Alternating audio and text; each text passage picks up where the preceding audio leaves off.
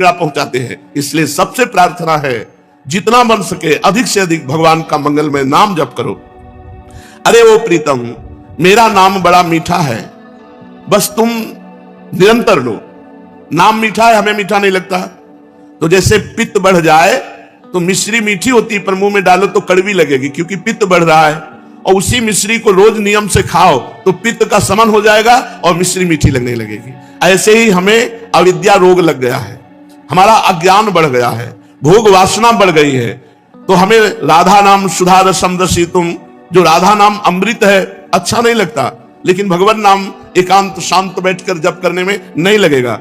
अगर आप जपने लगो तो अविद्या का नाश हो जाएगा। जैसे मिश्री नियम से पाओ तो पित्त का समन होकर मीठी लगने लगेगी, ऐसे ही भगवान नाम मीठा लगने लगेगा। जिसको भगवान नाम मीठा लगने लगा मानो भवरोग नष्ट हो चुका है। अब प्रेम उसके हृदय में जागृत होगा और वो सतरति सतरति सालोकाम तारयति, वो स्वयं तर जाएगा, स्वयं तर जाएगा, लोगों को तार देगा। भगवान का भजन करने वाले में अपार सामर्थ्य होती है। तुकाराम जी महाराज इसी शरीर से विमान आया, भगवान के विमान में बैठकर भगवत धाम को गए। ये नाम का प्रताप। वो इतने नाम प्रेमी थे, हर समय नाम जप करते थे, विठ्ठल विठ्ठल विठ्ठल। महाराष्ट्र में भगवान विठ्ठल रूप से विराजमान है। वो जहां चरण रख देते वहां की भूमि बोलती विठ्ठल विठ्ठल विठ्ठल। ऐसा उनका निरंतर नाम जप का प्रभाव था और बड़े चमत्कार नाम जप से। वीर शिवाजी महाराज दर्शन करने के लिए तुकाराम जी के पास गए तो संत दर्शन की एक मर्यादा है कि आप अपने वैभव को ना दिखाएं, वहां दैन्य भाव से जाएं।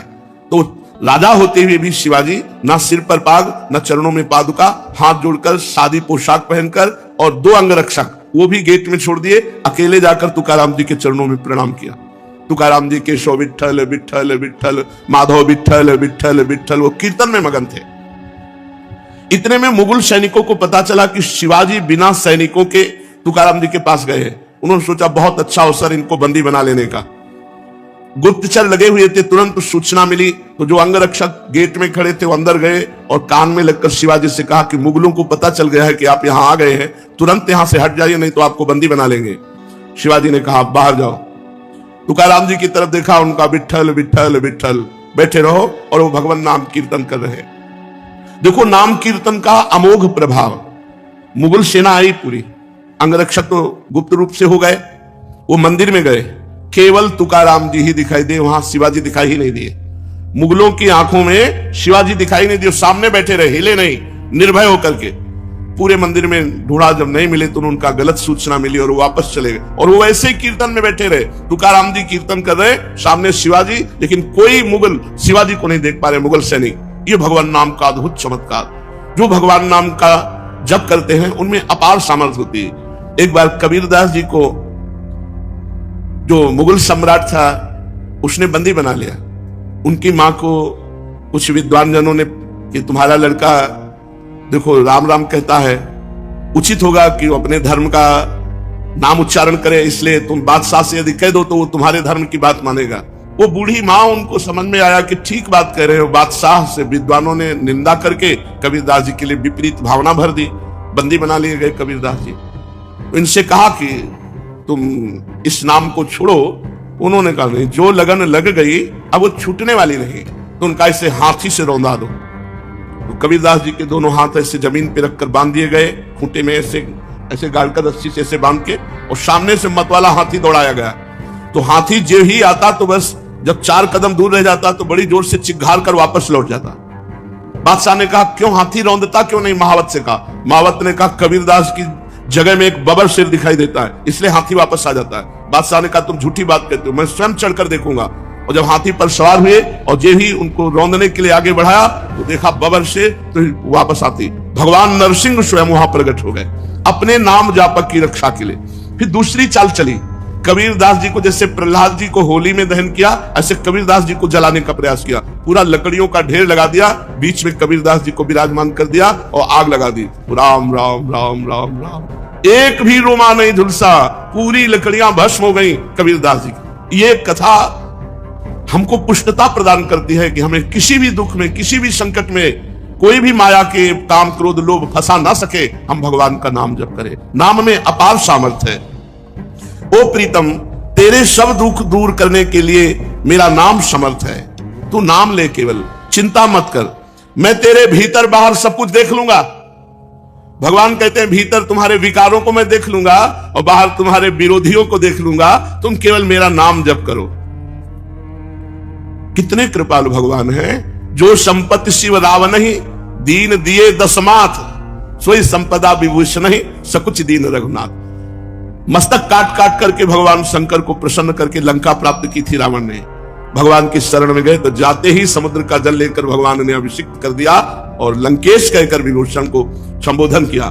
जो संपदा इतनी बड़ी तपस्या की रावण ने अपने सिर काट के भगवान शिव को दिए, वो सकुच करके रघुनाथ जी ने विभीषण को दी। ऐसा कृपालु भगवान का स्वभाव है। कह रहे तेरे भीतर बाहर मैं सुख प्रदान करूंगा, तेरे भीतरी शत्रुओं को बाहरी शत्रुओं को मैं देख लूंगा। जब भगवान करें तो अपने को क्या परेशानी, अपने को तो केवल नाम जप करना है और अपने कर्तव्य कर्म को करना है। आप जो भी कर्तव्य कर्म करते हैं वो भगवान की पूजा हो जाएगी यदि नाम जप करते हुए करें, भगवान का स्मरण करते हुए करें। देख तू बीच बीच में मेरे को देखकर पुलकित हो जाएगा। जब नाम जापक खूब नाम जप करता है तो उसे भगवान के दर्शन होने लगते। वो जिधर देखता है उसे भगवान श्याम सुंदर मुस्कुराते हुए नजर आते। ये कथा नहीं है, ये जीवन है। आप अपने जीवन को भगवान को समर्पित कीजिए और नाम जप कीजिए, देखिए आपको भगवान का दर्शन होता है कि नहीं। भगवान यही है, भगवान सब में है, भगवान सब रूपों में है, भगवान सब समय में है। बस केवल आप नाम जप कीजिए, फिर आप देख लेंगे। मेरे सरस स्पर्श से अनुक्षण तू पुलकित रहेगा।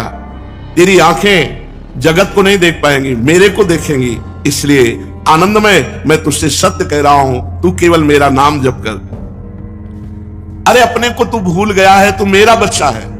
भगवान कह रहे तू मेरा अंश है। ममई वांशो जीवलोके जीवभूता सनातना मना कष्टानि इंद्रियाणि प्रकृतिस्थानि करसति। मन और 5 ज्ञानेंद्रियों के चक्कर में फंस करके तू अपने को भूल गया।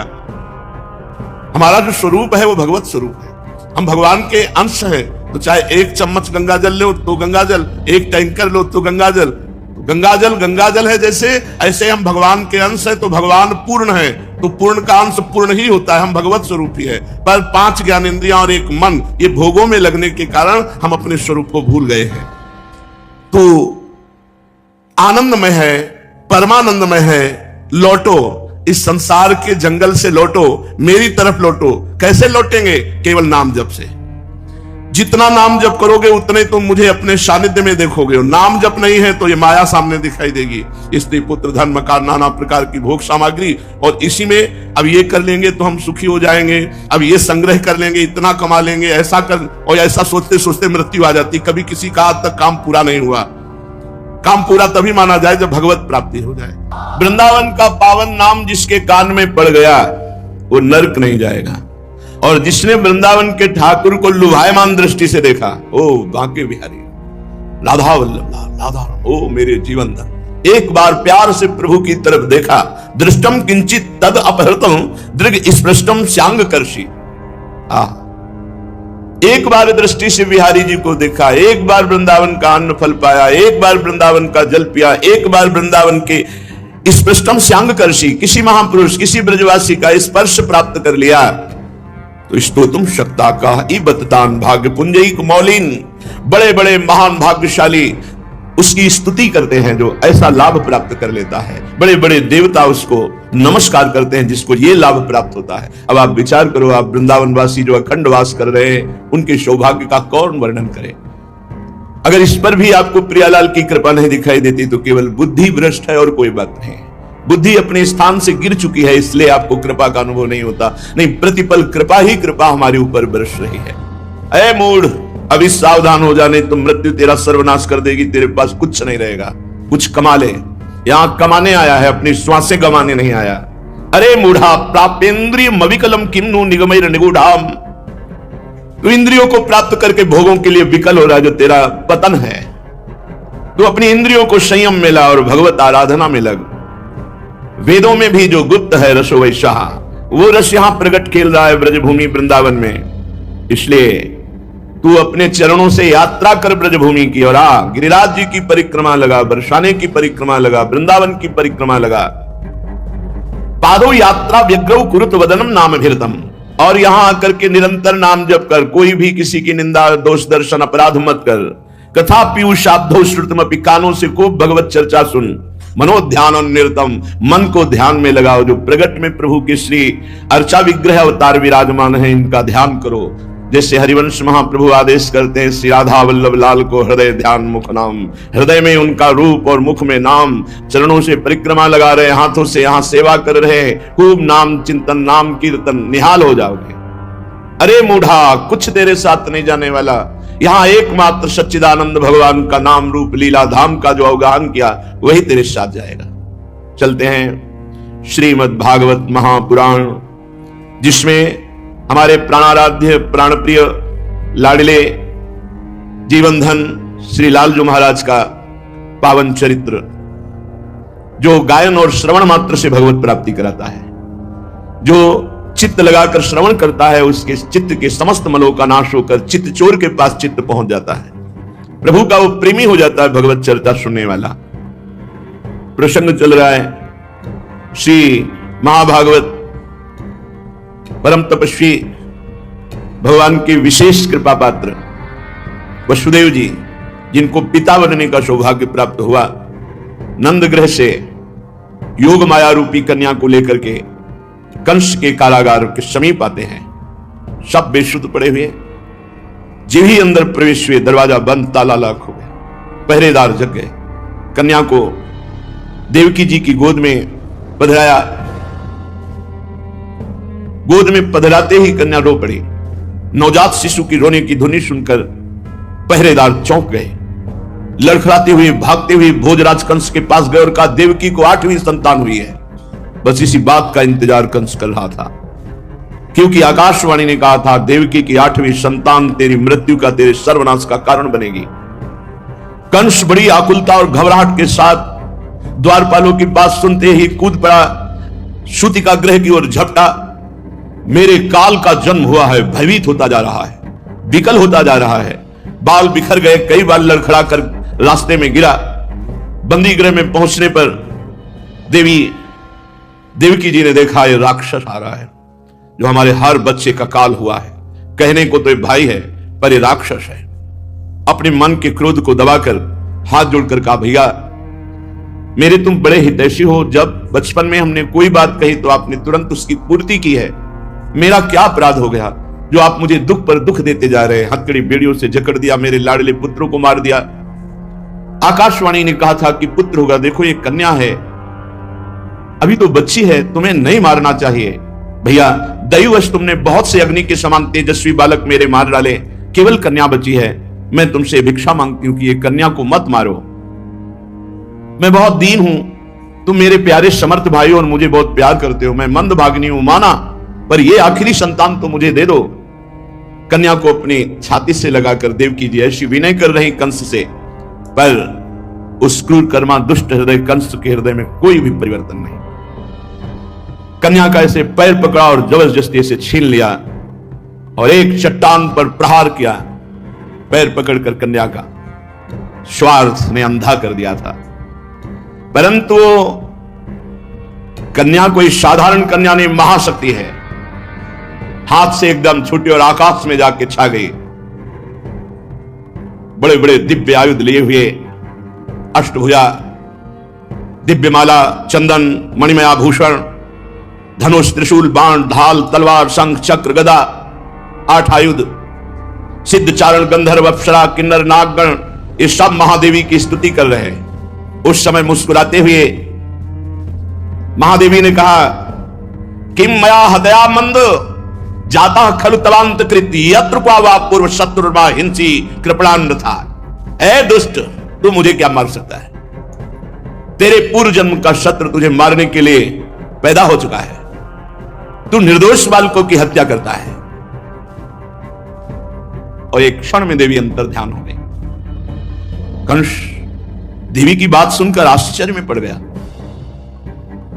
8वां पुत्र होना था, कन्या हुई, और ये देवी कह रही तेरे मारने वाला कहीं पैदा होगा, और आकाशवाणी ने कहा था मेरे मारने वाला देवकी के गर्भ से पैदा होगा।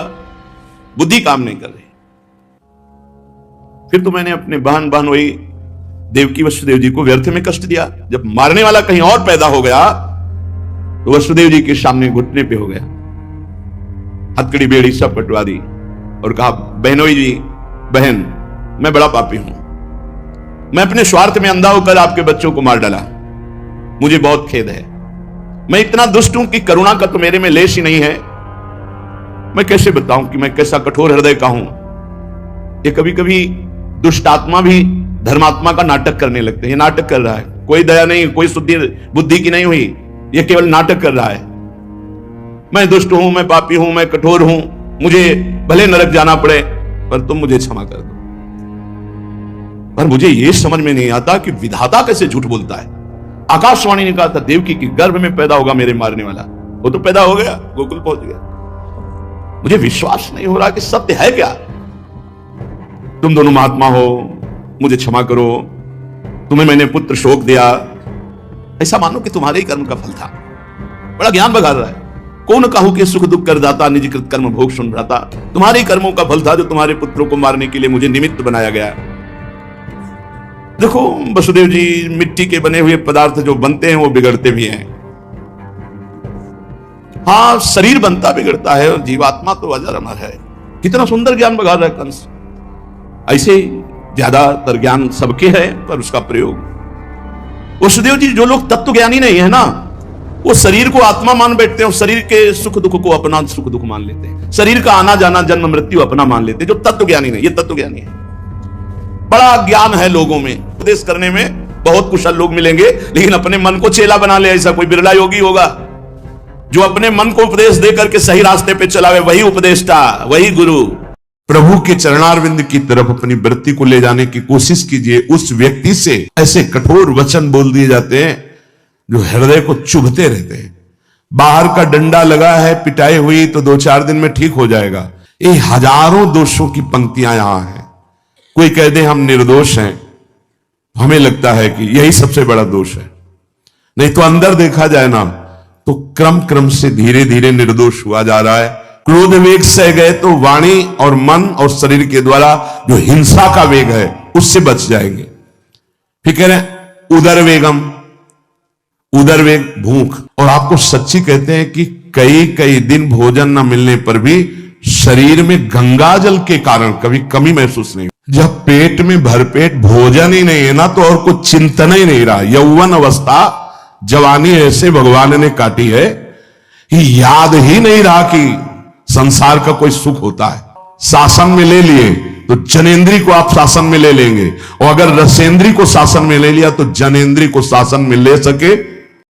कुत्सितवाद, वाचो वेगम, वाणी के वेग को शासन में लीजिए। और मनशाह, मनोवेगम, मन का वेग आता है। ये देखूं, ये भोगूं, आदि आदि संकल्प विकल्प, इसके वेग को सह जाओ। कुछ नहीं बोलना, सहने का मतलब होता है कुछ नहीं बोलना। मन कह रहा मुझे ऐसा करना है, मुझे ऐसा करना है, मुझे ऐसा, कुछ नहीं बोलना। कुछ भी उसकी जलन जो हो रही है किसी से नहीं कहना, शांत गंभीर, खत्म। पर उपासक क्या करता है, जो कच्चा उपासक है, नहीं नहीं अब मेरे मन में आ रहे, मेरे मन में जलन हो रही, मुझे ऐसा करना है, मुझे ऐसा नहीं। शांत, ना बोलना है जो मन में आ रहा है, ना उसकी जलन पर ध्यान देना है। अपने मंत्र नाम उपासना कर्तव्य में लगे रहो, शांत हो जाएगा। इसके शांत करने की युक्ति है, इसे मतलब मत रखो। जैसे एक पागल आदमी रोड में खड़े तुम्हारे ऊपर कंकड़ फेंके, थूके, गाली दे, तो अपने लोग क्षमा भाव से कि वो पागल है, ऐसे मन भी पागल है, इसके निर्णय पे ना हो। ये क्षण क्षण में बदल, इसको भजन से मतलब नहीं है, इसको क्षण क्षण में नवीन नवीन प्रपंच चाहिए। ये मनशा वेगम, मनोवेगम, इसका स्वरूप यही है, यही बंधन और मोक्ष का कारण है। ये क्षण क्षण में प्रपंच चाहता है। 5 ज्ञानेंद्रियों के द्वारा ये जाल रचा करता है जीव को फंसाने का। जहां हो, जैसी परिस्थिति में हो, बहुत अच्छी परिस्थिति भगवान ने दी, उसी परिस्थिति में भजन कर ले जाओ। परिस्थिति बदलने की जरूरत नहीं है, भजन करने की जरूरत है। भजन कर ले गए तो स्थिति बदल जाएगी, परिस्थिति नहीं। परिस्थितियां कहीं भी अनुकूल नहीं होती, स्थिति अनुकूल बनाई जाती। भजन के द्वारा स्थिति, जीवन में कभी कोई परिस्थिति ही ऐसी नहीं रही जिसमें भजन किया जा सके। जीवन में पूरे, अगर पूरे जीवन के तारतम्य को देखते हैं पे कष्ट की वेदी पर स्वाहा ही स्वाहा होता रहा है। जीवन की आहुति केवल कष्ट पर, और आज भी कष्ट ही कष्ट। फिर आप सोचोगे सुख किसे कहते हैं? ऐसे कांटों वाले पेड़ पर ऐसा सुगंधित फूल खिलता है कि जिससे परमात्मा मुग्ध हो जाता है। जीवात्मा नहीं, परमात्मा मुग्ध हो जाता है। वो ये मार्ग है। उस सुमन को लेकर वो अपने श्रृंगार में लगा लेते हैं। सुमन, सुंदर मन, ये कांटों पे खिलता है। जैसे गुलाब का फूल कांटों पे नहीं खिलता, हां ये कांटे हैं। हर द्वंद की पीड़ा को सहता हुआ जब उपासक आगे बढ़ता है तब सुमन खिलता है। उस सुमन को प्रियाजू अपने केश पास पे धारण करती है। उस सुमन को प्रियाजू अपने कर कमल में लेती है। अगर आप सहना नहीं सीखे, मांगे बनी रही हृदय की, ऐसा हो तो भजन हो सकता है, ऐसा हो तो भजन, लिख लो आप। मन बहुत चंचल है, इसको हर समय नवम नवम नवम, जहां जैसी परिस्थिति उसी में भजन करके निकल चलो। गृहस्थ में हो, विरक्त में हो, गांव में हो, शहर में हो, जहां जैसी परिस्थिति, परिस्थिति बदलने की कोशिश मत करो, स्थिति बदलने की कोशिश करो। जिनको लगता है परिस्थिति बदल जाएगी तो भजन होने लगेगा, नहीं, भजन होने लगेगा तो किसी भी परिस्थिति में भजन होने लगेगा। भजन नहीं तो किसी भी परिस्थिति में नहीं होगा, पक्का समझ लीजिए। इसलिए मनोवेगम, ये जो मन का वेग आ रहा है, इसको आप सहना सीखो और प्रियाजू पर भरोसा रखो। उनको जैसी परिस्थिति देनी होगी दे देंगे ना, भरोसा रखो। अगर मांग मुख से निकाल दी तो अधूरापन साबित हो जाएगा कि हमको ये खाना पीना, ये हमको पहनना, ये ऐसी परिस्थिति, ये ऐसी छोड़ दो।